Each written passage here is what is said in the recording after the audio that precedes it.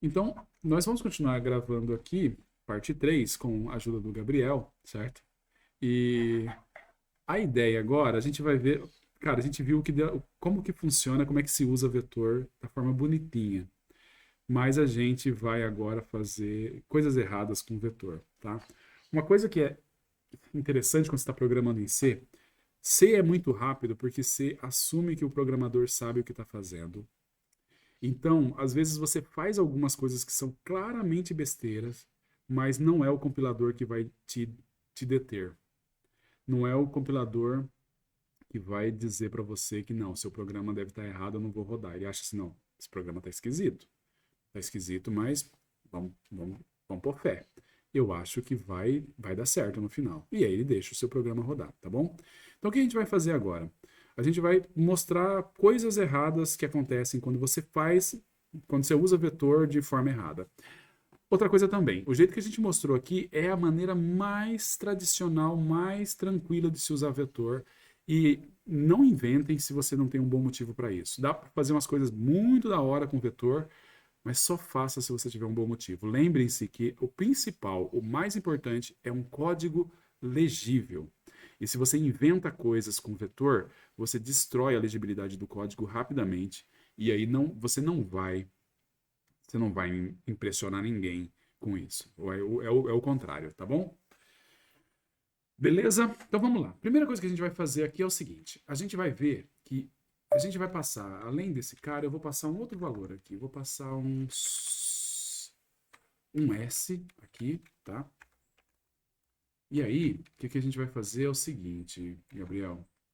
A gente vai fazer assim: S recebe soma, tá? E a gente vai fazer valor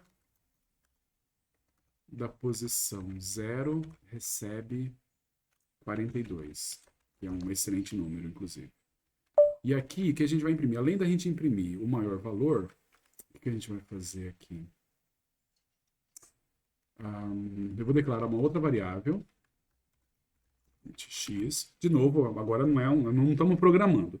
Nós estamos batendo no teclado para sair código, justamente código errado, tá? Então eu vou colocar aqui o x vale 35 e eu vou passar o x aqui, tá bom? Aí, o que eu vou fazer? Eu nem preciso mais dessa parte aqui de baixo, tá? Eu vou apagar porque não interessa. O que interessa para a gente é imprimir algumas coisinhas aqui. Opa, printf. Eu vou imprimir %d.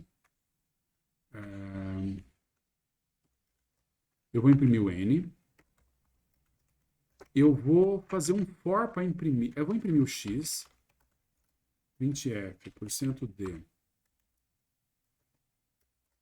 Vou imprimir o x. E eu vou fazer um forzinho aqui que vai percorrer o vetor e vai imprimir. Opa, e vai imprimir todos os valores do vetor, tá? printf %t um espaço, valor da posição i, e vou dar um printf aqui só para imprimir um barra n, porque no anterior ali eu não imprimi nenhum barra n, só para aparecer tudo na frente, tá bom? Aí eu vou fazer o seguinte também, eu vou colocar isso daqui antes de eu chamar a função soma, tá bom? Então, só recapitulando o que a gente está fazendo aqui. De novo, não é um programa, agora não tem nenhuma finalidade específica. O outro programa ele calculava todos os caras acima da média e tal. Agora a gente está só brincando com o vetor para ver o que pode acontecer, o que não acontece e tudo mais, tá bom? Então o que nós temos? Nós vamos, o cara vai ler um n, ler a quantidade de elementos, lê, cria um vetor com essa quantidade de elementos, lê esses elementos e aí imprime esses elementos assim que lê. Todos eles na mesma linha. Faltou o barra n aqui. Aí ele cria uma variável x, coloca 35 na variável x e chama o soma vetor. Ele passa o n, o vetor e essa variável x. Ok? Daí ele imprime o n, o x e todos os elementos do vetor de novo.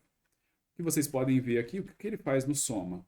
O soma ele percorre todos os elementos do vetor, ele pega o resultado que deu e coloca no S. Olha que o S é esse cara aqui, que lá embaixo é o X.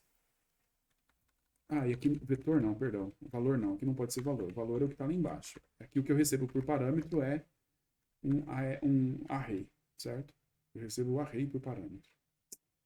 Vamos lá. Esse programa vai se comportar de um jeito, se você nunca programou em C, de um jeito não necessariamente não necessariamente esperado, tá? Então eu vou colocar ele para rodar. Então eu vou colocar 5 elementos. Então o primeiro elemento é 100, 200, 300, 400 e 500. E aí o que nós temos aqui?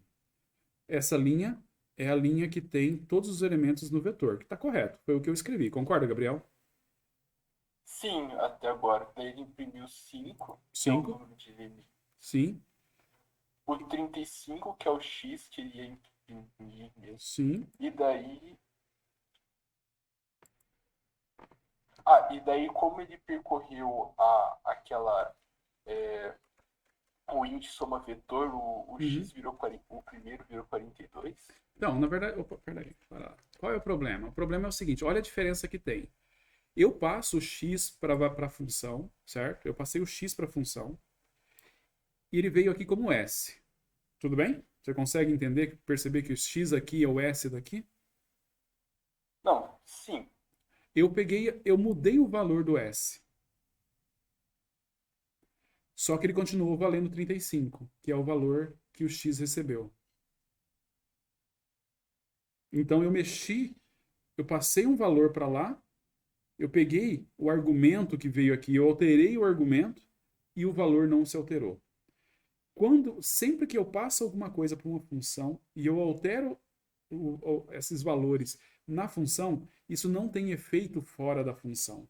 Por quê? Porque fora da função, porque na hora que eu chamo a função, ele faz uma cópia do valor e a função trabalha na cópia. Então aqui, ó, a gente poderia fazer assim, ó, n recebe, sei lá, vamos dobrar o valor de n, vamos dobrar o valor de n. Concorda que isso aqui dobraria o valor de n? Mas na hora que eu imprimir o n Sim. aqui, o n vai ser igual a, vamos lá, 5, 1, 2, 3, 4, 5. O n não mudou, continua valendo 5. Então, significa que quando eu chamo uma função, essa função se comunica com o resto pelo retorno. Ela faz as contas e retorna. Se eu altero alguma coisa que eu passei para a função, essa coisa ela não vai ser alterada fora, exceto se for um vetor. Porque olha o que aconteceu com o primeiro elemento do vetor. O primeiro elemento do vetor, eu alterei o primeiro elemento do vetor aqui na função e o primeiro elemento do vetor fora da função foi alterado. E essa diferença entre se eu passo qualquer variável, essa variável, eu posso mexer nessa variável dentro da função que ela não altera fora da função.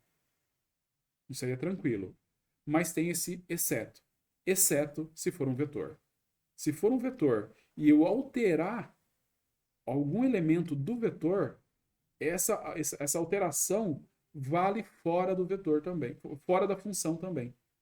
Ok? Isso aí é um cuidado que a gente tem que ter. Tá? A gente passa um vetor para uma função, se a gente altera o valor da função, quando voltar, esse valor. Altera o valor do vetor dentro da função, quando a gente voltar, esse valor vai estar alterado também. Tá bom? Mesmo que você esteja alterando o valor. Oi? Mesmo que você esteja alterando o vetor com um nome diferente. Mesma coisa. Porque, na verdade, quando eu passo aqui, olha, o ARR e o valor, eles se representam a mesma coisa, o mesmo vetor. Então, na verdade, eles são o mesmo vetor. Eles são o mesmo vetor. Quando eu pego o x e o s, eles são dois caras diferentes. O x é um cara que tem um valor, eu pego esse valor, copio no s e trabalho com o s. Se eu altero o s aqui, eu não estou fazendo nada com o x, porque o s é só uma cópia do que estava em x. O n é a mesma coisa, repara que o n é até o mesmo nome. Eu alterei o n aqui em cima, aqui dentro, certo?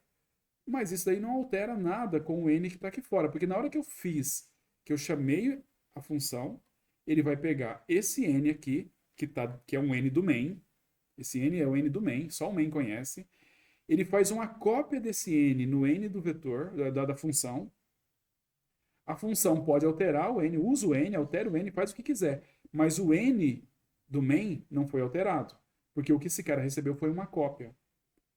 mas não quando você está trabalhando com vetor. Eu pego o vetor aqui e eu passo esse vetor para a função. No que eu passo o vetor para a função, os dois estão trabalhando com o mesmo vetor.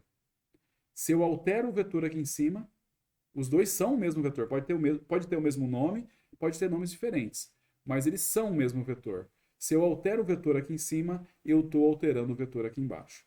Isso daí é um pouco confuso agora, mas regrinha básica, qualquer variável que você passa para uma função é uma cópia, exceto se for um vetor. Por enquanto é isso, tá? Por enquanto é isso. A Isso tem gente, alguma utilidade prática? claro, é isso que faz, por exemplo, C ser 70 vezes mais rápido que Python. Que Python faria uma cópia do vetor. Ou pode não fazer também, obviamente. Mas tem linguagem que não tem essa opção de ser o mesmo vetor e sempre faz cópias, entendeu? E essas linguagens que faz cópias, elas são muito ineficientes. Por quê? Porque imagina se esse vetor aqui tivesse, sei lá, 1 milhão de elementos. Você faria uma cópia de 1 milhão de elementos para esse carinha aqui de cima para ele fazer a conta? Tem linguagem que faz exatamente isso. E depois reclamam porque é lenta. E qual é o problema aqui? O único problema é que você, programador em C, tem que saber que você não pode mexer com o vetor que você recebeu. Ou não. Às vezes você passa o vetor justamente para a função mexer nele.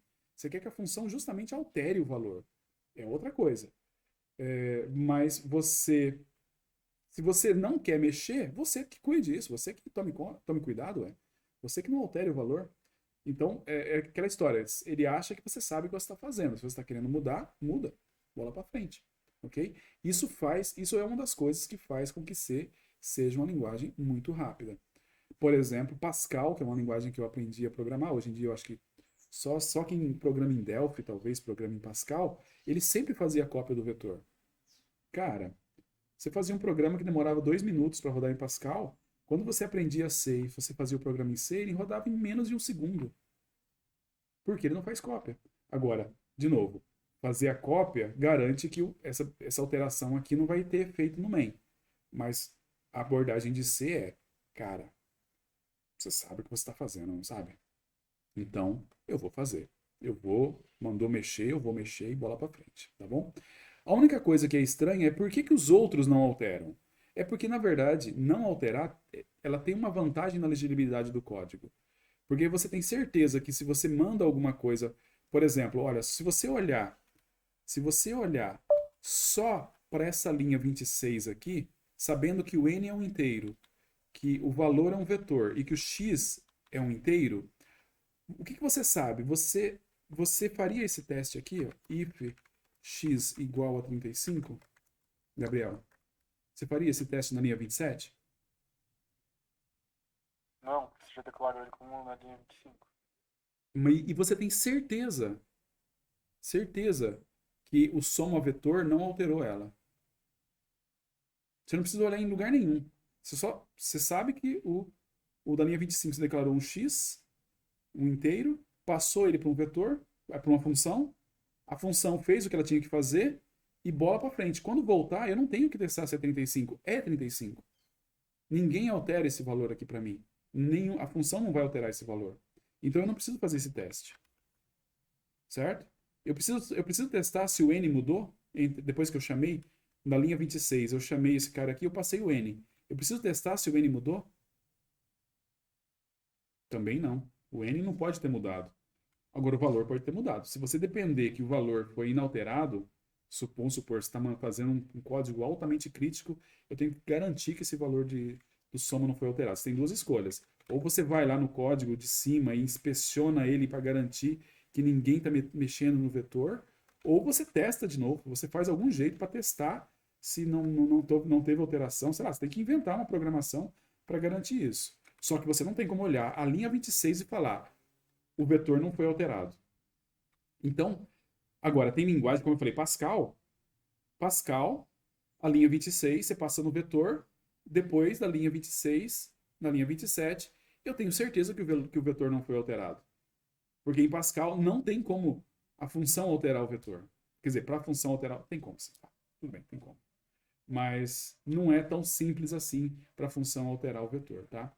Então, tem a sua vantagem também das duas coisas.